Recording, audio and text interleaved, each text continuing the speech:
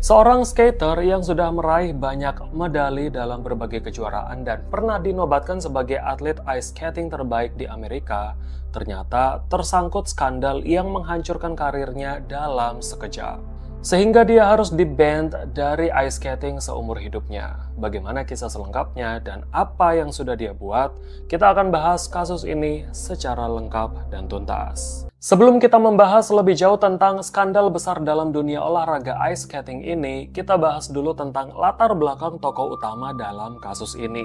Dia adalah Tonya Maxine Harding yang lahir pada tanggal 12 November 1970 di kota Portland, negara bagian Oregon, Amerika Serikat. Diceritakan kalau keluarga Harding ini hidup dalam kemiskinan. Dia punya kepribadian yang super ekstrovert dan ramah. Pada usianya yang ketiga tahun, Tonya pertama kalinya melihat olahraga ice skating yang langsung menarik minatnya untuk berlatih.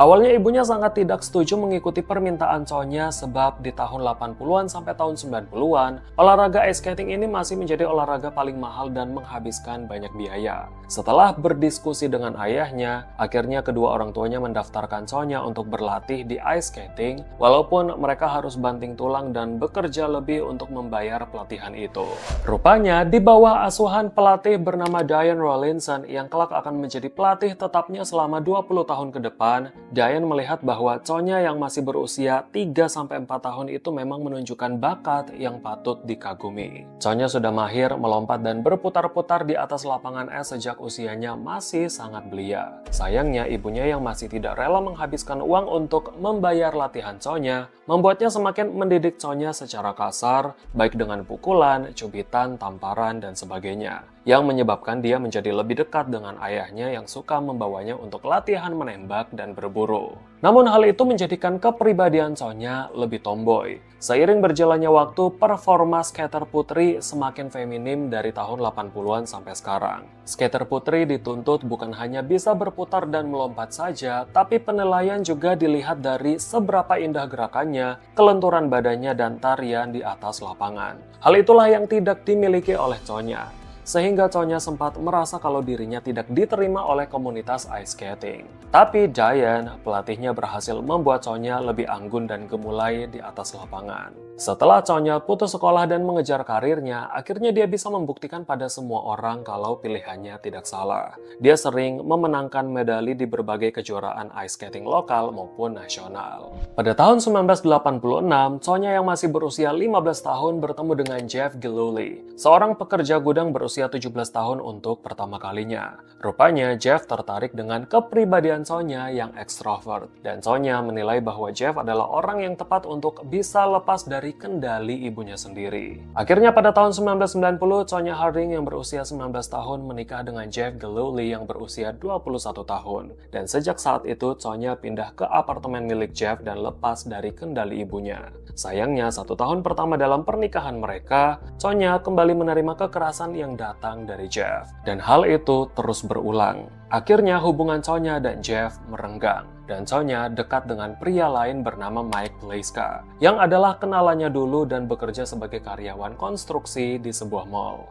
Dari kedekatan itu, Tonya kembali percaya diri dan menjadikan Mike sebagai pacarnya, walaupun dia belum bercerai dari Jeff. Meskipun begitu, Tonya bermain ice skating cukup baik dan mampu memukau sebagian besar warga Amerika, sehingga dia semakin terkenal di mana-mana. Di tengah karirnya yang cemerlang, muncullah seorang skater lain yang dijuluki sebagai American Ice Princess, bernama Nancy Ann Kerrigan, yang juga langsung menyedot perhatian warga Amerika dan para juri. Rupanya sebagian masyarakat lebih menyukai Nancy daripada Tonya sebab Nancy punya kepribadian yang berbeda.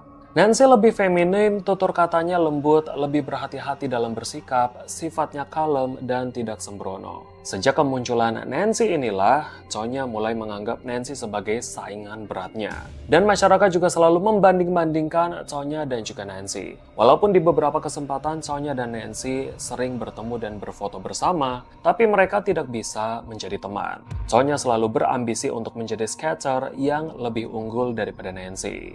And I will prove to everyone that I am number one. Untungnya perkataannya itu terbukti saat mereka berdua mengikuti US Figure Skating Championship tahun 1991 yang digelar pada tanggal 12 sampai tanggal 17 Februari 1991 di Minneapolis, negara bagian Minnesota. Saat itu, Sonya berhasil menjadi juara 1 dan mendapatkan medali emas mengalahkan Nancy yang menduduki juara 3. Tapi perlu diingat bahwa di pertandingan itu juga Sonya diagung-agungkan sebagai skater putri pertama di Amerika Serikat yang bisa melakukan gaya triple axel.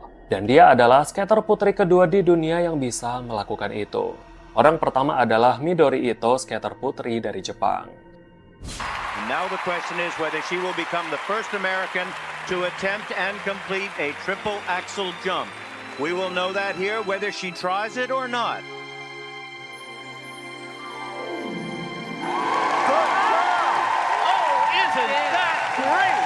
The first time an American, only Midori Ito, has completed a triple axel in competition. Oh, how nice! How terrific! Jadi, gaya lompatan aksel ini adalah gaya yang paling sulit dalam ice skating. Bayangkan saja, sampai sekarang cuma ada 17 skater putri di dunia yang bisa melakukan triple axel, termasuk Tonya Harding. 1 bulan kemudian, dia juga berhasil memenangkan medali di World Figure Skating Championship tahun 1991 yang digelar pada tanggal 12 sampai tanggal 17 Maret 1991 di Jerman. Walaupun Sonya mendapat medali perak, tapi dia cukup puas mengungguli Nancy yang mendapat medali perunggu. Dan saat itu, dia sempat bilang kalau keanggunan dan feminitas bukanlah tandingannya. Banyak orang yang bilang kalau Sonya saat itu menyindir pesaingnya yaitu Nancy. Rupanya, selain berambisi menjadi pemenang, Sonya juga berambisi mengumpulkan uang. Dia mulai menerima tawaran kencan dari beberapa pria yang akan membayarnya dengan mahal untuk sekedar makan malam. Hal itu juga menjadikan hubungannya dengan Mike putus setelah beberapa bulan berpacaran. Seakan-akan dia terlena dengan popularitasnya, performa Sonya semakin menurun, dan banyak donatur yang menarik diri sehingga pendapatannya tidak sebanyak sebelumnya. Dia juga tidak bisa lagi menunjukkan kemampuannya melakukan triple axel, sehingga dia tidak lagi dianggap sebagai skater putri terbaik di Amerika Serikat. Sementara di waktu yang bersamaan, Nancy selalu memenangkan medali di pertandingan, yang membuat popularitasnya semakin mengalahkan Sonya. Karena Sonya merasa tersingkirkan, dia mulai merokok, minum, dan tidak menjaga pola hidup sehat. Sehingga berat badannya sempat naik yang menyebabkan dia sulit berputar-putar di lapangan es. Saat itu, dia kembali lagi dengan Jeff, suaminya. Dan disinilah awal mula Sonya melakukan kesalahan yang cukup fatal. Di bulan November 1993 adalah waktu saat penentuan kualifikasi skater putri yang berusaha menunjukkan performa terbaiknya agar bisa terpilih untuk mengikuti kejuaraan di US Figure Skating Championship tahun 1994 yang diadakan pada tanggal 4-8 Januari 1994 di kota Detroit, negara bagian Michigan. Saat tengah berlatih, Sonya sempat bilang ke teman-temannya kalau dia merasa terhina harus mengikuti kualifikasi untuk lolos ke pertandingan dengan orang-orang yang dianggapnya sebagai pesaing, termasuk Nancy Kerrigan. Dia menganggap bahwa seharusnya dirinya diloloskan begitu saja sebab dia pernah mencetak rekor untuk negaranya. Beberapa hari kemudian, seorang pria tidak dikenal menelpon arena latihan dan mengancam akan menembak kepala Sonya saat latihan dengan bantuan penembak jitu sampai Sonya tewas. Hal ini membuat para panitia dan juri khawatir akan keselamatan Sonya. Sebab beberapa bulan sebelumnya, di tanggal 30 April 1993, seorang pemain tenis bernama Monica Seles ditikam oleh penontonnya waktu dia sedang beristirahat di tengah-tengah pertandingannya melawan Magdalena Malieva.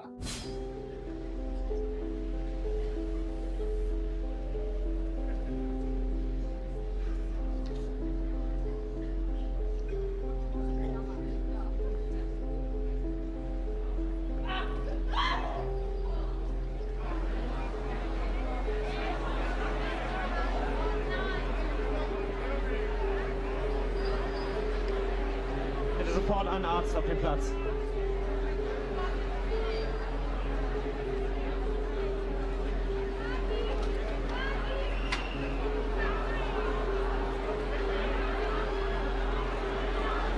Walaupun kejadian ini terjadi di Jerman, tapi ancaman untuk Sonya membuat pemerintah Amerika dan panitia pertandingan waspada, sehingga mereka meloloskan Sonya begitu saja untuk bertanding di US Figure Skating Championship 1994 tanpa harus melewati babak kualifikasi. Tapi banyak rumor yang beredar kalau sebenarnya ancaman itu hanya akal-akalan dari pihak Sonya saja. Walaupun rumor itu berkembang liar, sayangnya polisi yang menyelidiki tidak bisa memastikan bahwa ancaman itu memang dibuat-buat oleh pihak Sonya. Setelah babak kualifikasi selesai dan mengetahui kalau nama Nancy Kerrigan lolos untuk mengikuti pertandingan, Sonya kemudian berdiskusi dengan Jeff, suaminya sendiri, dan mengiming-imingi Jeff hadiah uang dengan jumlah yang besar kalau Sonya menang dalam pertandingan itu. Hal ini membuat Jeff berpikir kalau Sonya harus menang apapun caranya. Sejak saat itulah, Jeff sering bertemu dengan Sean Eckert, seorang teman lamanya, untuk berdiskusi tentang bagaimana cara mengalahkan Nancy. Jeff juga mengiming-imingi Sean uang yang besar. Akhirnya, Sean setuju dan dia merekrut pembunuh bayaran yang bernama Shane Stantz untuk mengeksekusi Nancy. Tapi Jeff tidak menyetujui rencana pembunuhan Sean dan Shane. Dia hanya menyarankan mereka untuk menyakiti Nancy agar Nancy tidak bisa ikut dalam kejuaraan itu. Akhirnya Jeff, Sean, dan Shane mulai menyusun rencana mereka untuk menyerang Nancy saat di rumah Sean. Tapi tanpa disadari, pembicaraan mereka bertiga rupanya didengar oleh ayahnya Sean Eckert. Setelah menyusun rencana penyerangan itu, mereka mengkonfirmasi rencana itu ke Sonya dan Sonya ternyata setuju. Sebelum pertandingan berlangsung, para skater putri berada di kota mereka masing-masing untuk berlatih dengan pelatih mereka. Rupanya Sonya dan Jeff sibuk mencari informasi tentang Nancy dan mereka berusaha mencari keberadaan Nancy serta mencari tempat latihannya. Mereka juga mencari tahu jam berapa Nancy biasanya latihan. Mulailah Jeff menelpon agen yang mengatur jadwal Nancy untuk bertanya di mana Nancy latihan. Dan saat itu sang agen memberitahu bahwa Nancy berada di Tony Kant's Arena yang berada di negara bagian Massachusetts. Dan Sonya mulai menulis semua informasi itu di atas sebuah kertas. Awalnya Sonya dan Jeff sempat salah dengar, sehingga Sonya menulis arena itu dengan nama Tony Kant Arena. Setelah mereka mencari tahu lagi, akhirnya mereka bisa mendapat informasi yang benar bahwa Nancy berada di Tony Kant's Arena. Jeff langsung menelpon pengelola Tony Kant Arena dan menanyakan jadwal latihan Nancy. Diberitahulah bahwa Nancy biasanya latihan pada jam 9:30 pagi dan jam 12:30 siang. Setelah itu Jeff memberi Sean dan Shane uang muka sebesar $2.000 dan menyuruh mereka berdua untuk menjalankan rencananya. Tapi sayang saat Shane sampai di kota Boston dan pergi ke arena latihan, dia tidak bisa menemukan Nancy. Karena waktu sudah tidak cukup, mereka pun langsung menyusun rencana kedua untuk menyerang Nancy di tempat latihan terakhir para skater putri di Cobo Arena. Dan mereka melibatkan paman Shane sendiri bernama Derek Smith untuk menunggu Shane di luar parkiran dan membawa Shane kabur setelah melakukan penyerangan itu. Tibalah saat pertandingan akbar itu digelar yang sudah dimulai sejak tanggal 4 Januari 1994 di Joe Louis Arena, Detroit, Michigan. Karena pertandingan ice skating ini dijadwalkan tanggal 7 Januari, maka para skater masih punya kesempatan untuk latihan yang terakhir kalinya. Hari itu tanggal 6 Januari berlokasi di Cobo Arena, Sonya baru saja tiba dari rumahnya di Portland ke Detroit dan menginap di hotel. Namun Jeff tetap tinggal di Portland untuk menunggu kabar dari Shane. Sementara Nancy yang sudah selesai latihan untuk pertandingan besoknya, keluar dari lapangan menuju ke kamar ganti. Ternyata dia didatangi oleh seorang pria tidak dikenal yang langsung memukul kakinya. Sebenarnya target Shane memukul lututnya, namun malah mengenai paha bagian bawah. Nancy yang kaget dan kesakitan langsung histeris karena penyerangan itu dan tim paramedis di arena langsung datang menolongnya.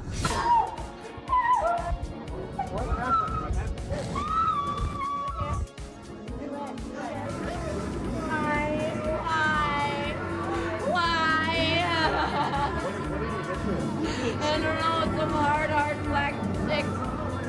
Something really hard. Help me. We're gonna get some training. Setelah melakukan penyerangan, Shane rupanya kaget karena pintu belakang terkunci, sehingga dia harus memecahkan kaca dan masuk ke mobil pamannya Derek yang sudah menunggu di luar dan segera kabur dari sana. Sementara Jeff, Sean, dan Tonya menunggu kabar dari Shane dengan rasa cemas. Setelah Shane melaporkan ke mereka kalau dia berhasil membuat Nancy terluka, mereka pun senang. Namun berita penyerangan Nancy langsung tersiar ke seluruh negeri, sebab sebagian orang langsung bisa menduga bahwa ada upaya pihak lain untuk mensabotase Nancy agar gagal ikut bertanding. Dengan terpaksa, Nancy mundur dari pertandingan akibat cedera yang dialaminya.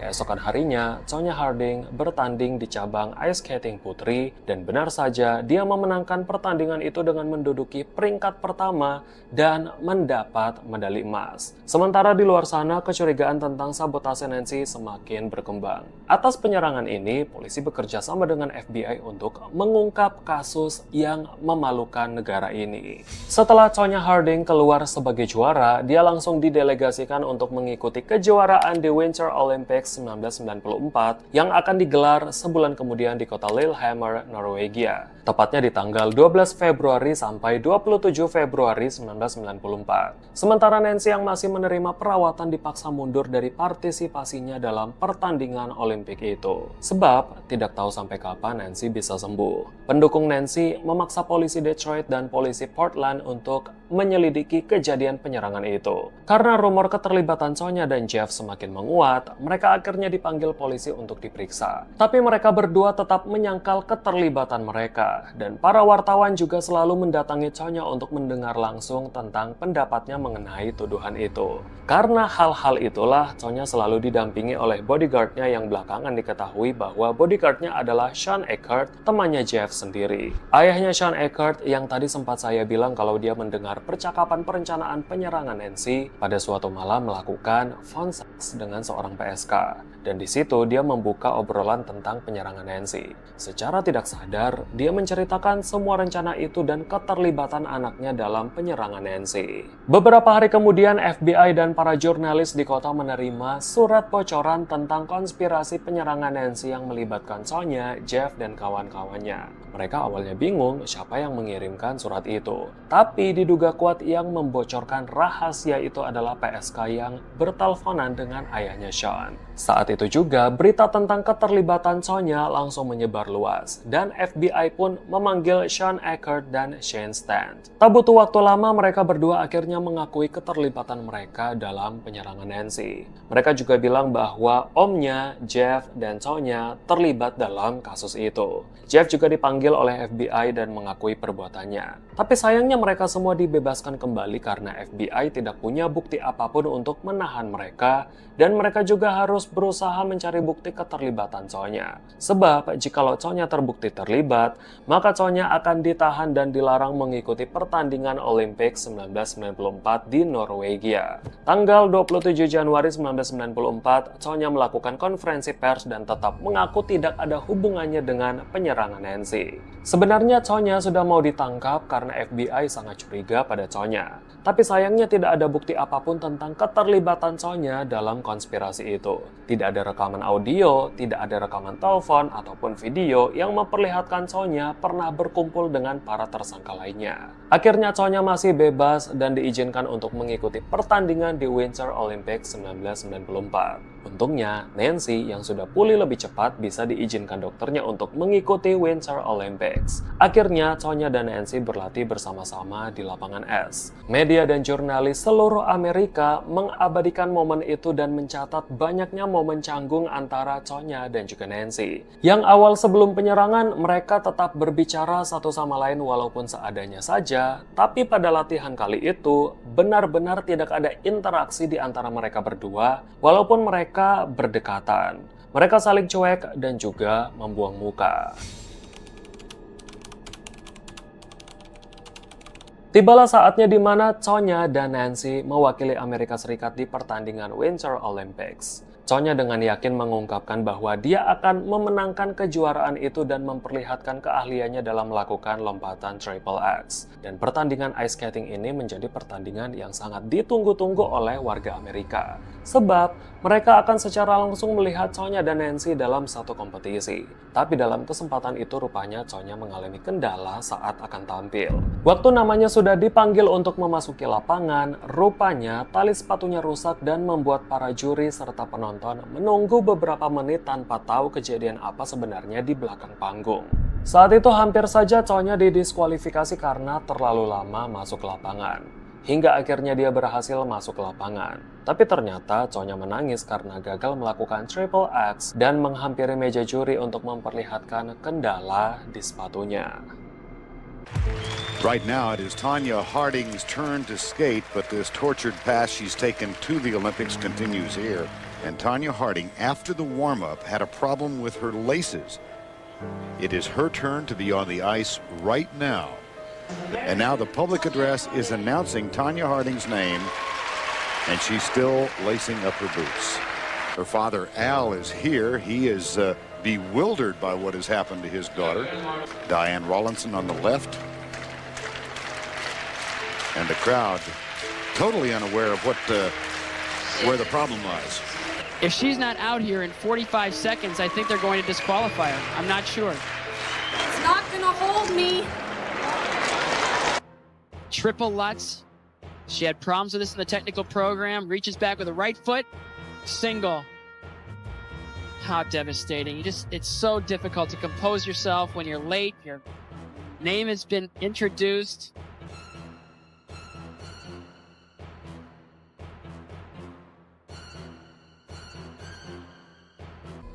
Saat itu dia berhasil meyakinkan juri untuk meminta waktu dan melakukan penampilan ulang. Tapi sayangnya penampilannya juga tidak berhasil memukau para juri. She found it.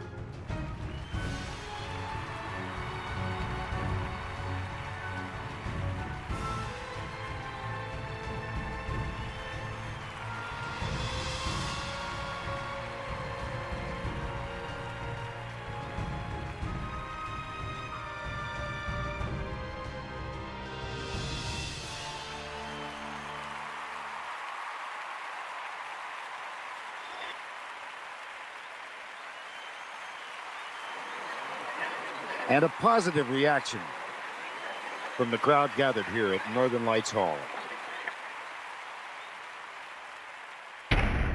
Sementara Nancy memperlihatkan kemampuannya dalam kompetisi itu. Dengan percaya diri, Nancy menari-nari dan berputar-putar di atas lapangan tanpa adanya hambatan.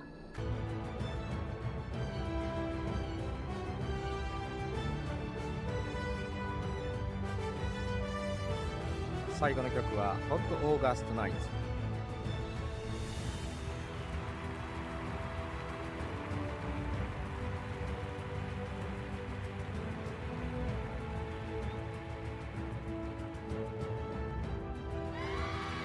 決まった。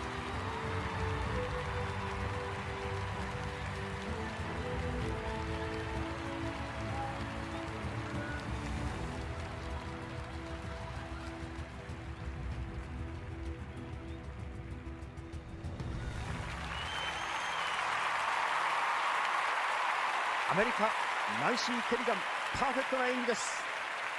Pengumuman pemenang pun dilakukan dan Nancy Kerrigan berhasil meraih medali perak untuk negaranya. Sementara Tonya Harding kalah dalam pertandingan itu, bahkan dia hanya menduduki peringkat 8. Ketertinggalan yang sangat-sangat jauh dari pesaingnya yaitu Nancy Kerrigan. Setelah pertandingan Winter Olympics di Norwegia selesai, rupanya penyelidikan atas kasus penyerangan Nancy ini masih berlanjut. Sebuah titik terang didapat polisi saat seorang pemilik restoran bernama Kathy Peterson memeriksa tempat sampahnya. Karena ada orang yang membuang sampah secara ilegal di tempat sampahnya. Waktu dia mengorek-ngorek tempat sampah itu, dia menemukan sebuah amplop berisi tiket kereta dari Detroit atas nama Shane Stans, cek tanda terima asosiasi skater atas nama Tonya Harding, serta beberapa lembar kertas dengan beberapa coretan mencurigakan. yang memuat arena tempat Nancy latihan dan tulisan nominal uang yang sama dengan DP yang diberikan Jeff pada Sean. Kathy langsung memberikan surat itu pada FBI dan beberapa ahli analis tulisan langsung ditugaskan untuk menganalisa tulisan-tulisan itu. Dan terungkaplah kalau tulisan itu ditulis sendiri oleh Sonya. FBI pun berhasil mendapatkan bukti langsung yang melibatkan Sonya dalam perencanaan penyerangan Nancy. Setelah tahu bahwa dirinya akan dituntut, Tonya Harding langsung cepat-cepat membuat pengakuan mengejutkan kalau dia terlibat dalam konspirasi penyerangan Nancy. Dan dia juga berusaha untuk membuat kesepakatan pengakuan untuk menghindari hukuman penjara. Akhirnya, sebulan kemudian, Sonya dijatuhi hukuman 3 tahun masa percobaan, 500 jam pelayanan masyarakat, denda $160.000, dan dilarang untuk bermain ice skating, mengikuti pertandingan bahkan bergabung dalam organisasi ice skating manapun selama seumur hidupnya. Karena vonisnya itu, nama Tonya Harding dicoret sebagai daftar pemenang medali emas di US Figure Skating Championship tahun 1991 lalu dan juga semua pertandingan yang pernah dia menangi. Sementara suaminya, Jeff, juga mengaku bersalah dan menerima hukuman 1,5 tahun penjara. Begitu juga dengan para antek-anteknya yaitu Sean Eckert, Derek Smith, dan Shane Stantz juga masing-masing dijatuhi hukuman 1,5 tahun penjara. Setelah Tonya kehilangan semua pencapaian yang sudah dia raih di usianya yang masih 23 tahun dan bercerai dari Jeff, Tonya mencari peruntukan lain dengan membuat sebuah grup band bernama Golden Blades yang pernah tampil pertama kalinya di pertunjukan musik bernama Last Chance Summer Dance di kota Portland, Oregon di tanggal 3 September 1995. Meskipun dia sudah 1 tahun lebih berlatih vokal, waktu penampilannya selama 15 menit dengan total 3 lagu, mereka malah mendapatkan ejekan dan lemparan botol dari para penonton, yang membuat pertunjukan itu sebagai penampilan pertama dan terakhir kalinya untuk mereka. Setelah itu, dia tidak pernah tampil lagi dengan bandnya. Dia juga menikah dengan seorang pria bernama Michael Smith dari tahun 1995, tapi bercerai pada tahun 1996. Karena dia sudah putus asa bagaimana caranya mendapatkan uang, akhirnya dia berani menjual video malam pertamanya dengan Jeff pada perusahaan majalah Penthouse seharga $200.000.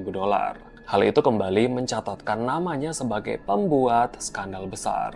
Untuk pertama kalinya di tahun 1998, Tonya dan Nancy duduk berhadapan dalam sebuah wawancara eksklusif. Awalnya sangat terlihat kalau Nancy tidak begitu nyaman berhadapan dengan Tonya. Tapi sepertinya Nancy semakin terbiasa walaupun dia terlihat masih marah dengan kejadian 4 tahun sebelumnya. Well, I think from all of it, I just hope that she can learn from that and better her life and not hurt anybody else.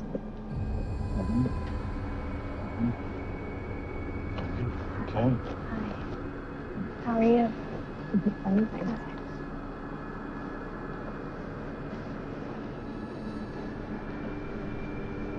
Face to face. Sense.